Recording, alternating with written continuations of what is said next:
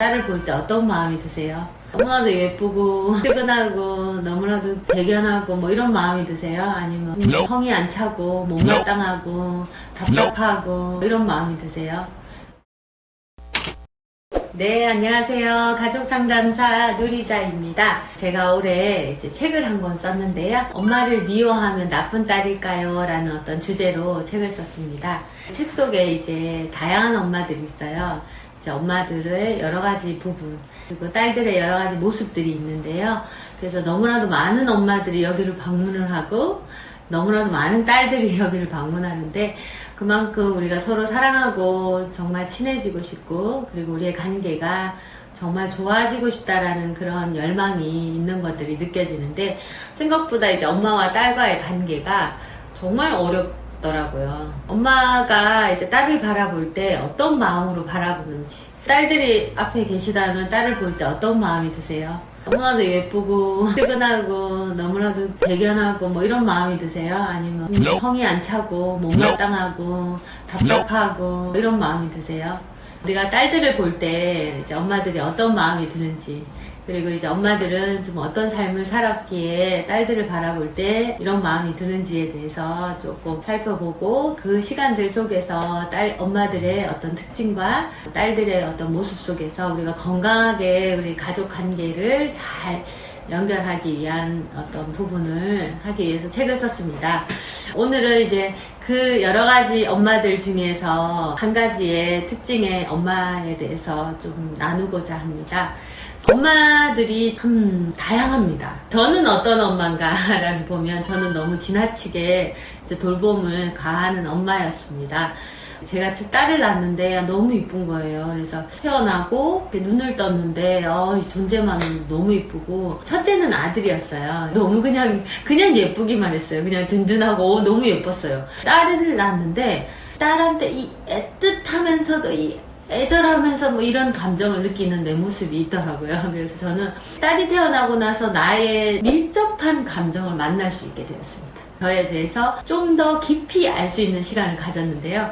와, 정말 딸이 저를 많이 움직였어요. 아들하고 틀리게. 저희 아들한테 좀 많이 미안한데 딸한테 엄청 집중했어요. 그러니까 그 속에서 우리 아들이 얼마나 참 소외감을 느끼고 힘들었을지, 크고 나서 아들한테 많이 미안해 하면서 진심으로 사과도 하고 그랬던 모습들이 좀 있었는데요. 어떻게 보면 저라는 사람, 저의 내면에 깊이 있는 어린 시절에 대해서 만남을 가졌던 것 같아요. 정말 돌봄을 받고 싶었고 돌봄을 잘 받지 못했던 그런 시절을 좀 겪다 보니까 엄마의 부재로 옷 입는 것도 제대로 못 입고 밥도 제대로 이렇게 잘 못 챙겨 먹는 그런 어린 시절을 겪다 보니까 딸이 태어났는데 일단은 예쁜 옷을 입히더라고요, 계속. 그리고 또 학교의 행사에 모두 참석해요. 그리고 그 바쁜 와중에도 급식을 가서 급식 봉사를 하고, 저로서는 정말 최선을 다해서 딸을 위해서 하는 거예요. 근데 어느 날 저도 이제 사업을 하고 공부도 하고 일도 하고 하다 보니까 굉장히 바빴을 때였는데 딸이 준비물을 못 챙긴 거예요. 근데 그 순간에 눈물이 빵 터진 거예요, 제가. 그래서 제가 놀랬어요, 일단. 나의 감정 상태를 보고 놀랬고, 이제 저희 딸이 지금 21살이에요. 이제 내 안에 이제 이런 불편한 어떤 감정과 나도 모르게 하는 어떤 행동들이 딸에게 과하게 일어났던 부분은, 이거는 딸이 생겨야만 알 수 있더라고요. 딸이 생겨서 내 안에서 이 상처가 건드려지고, 내가 살았던 그 삶과 딸이 태어났을 때 나를 투사하면서 나도 모르게 이렇게 일어나는 여러 가지 모습들이 있었습니다. 그런 모습 속에서 너무 슬프게 울고, 그 속에서 저희 아들은 너무 소외감을 느꼈겠죠. 그리고 그때 제가 이제 알게 된 거는, 어렸을 때 불쌍했던 건 나라는 거죠. 그러니까 내가 준비물이 없어서 슬펐고, 예쁜 옷을 입고 싶은 건 저였고, 모든 상황 속의 욕구는 저라는 사실을 제가 알게 되었어요. 그래서 제가 받고 싶었던 거였고, 제가 받지 못했고, 그리고 이제 딸에게 지나치게 나를 돌보듯이, 나는 일단 좋죠.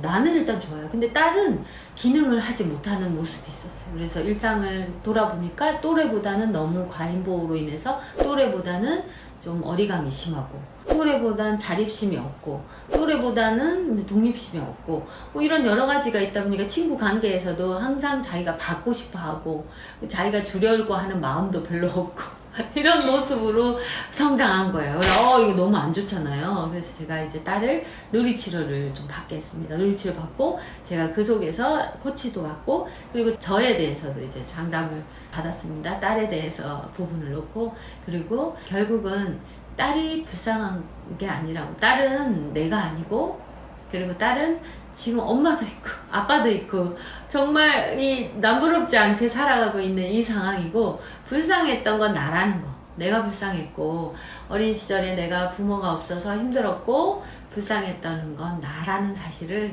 제가 깊이 만남을 가지면서 이 속에서 나오는 과정을 겪었습니다.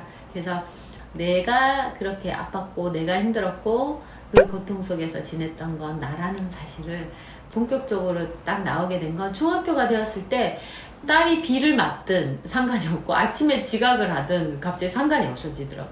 엄마가 없는 거 아니잖아요. 엄마 저녁 때문에 있고 항상 엄마는 있고 뭐 부재가 있는 건 아니잖아요. 그리고 제가 이제 정말 우리 딸과의 관계에서 많이 좋아졌다라고 느낀 건 이제 중학교 때 기숙학교를 가는 거예요. 그래서 난 자유다!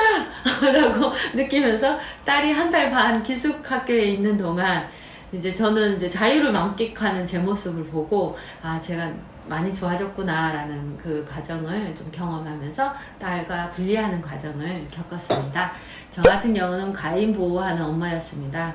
지금까지 제가 이 과정을 겪지 않고 제가 딸을 지금까지 과잉 보호를 했다면 저희 딸은 지금 굉장히 자존감이 낮고 그리고 이제 아무것도 못해 누가 해줘 라고 해주는 그런 부분이 많을 텐데 지금 너무 홀로서기가 잘 돼서 정말 씩씩한 어떤 어른이 되었습니다.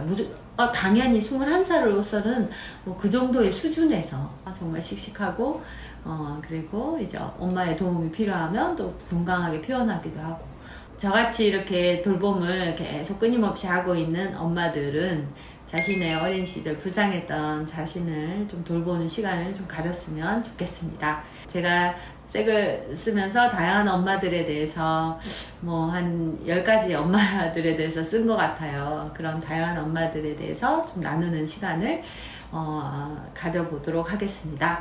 저는 여기까지 하고 마치겠습니다. 감사합니다.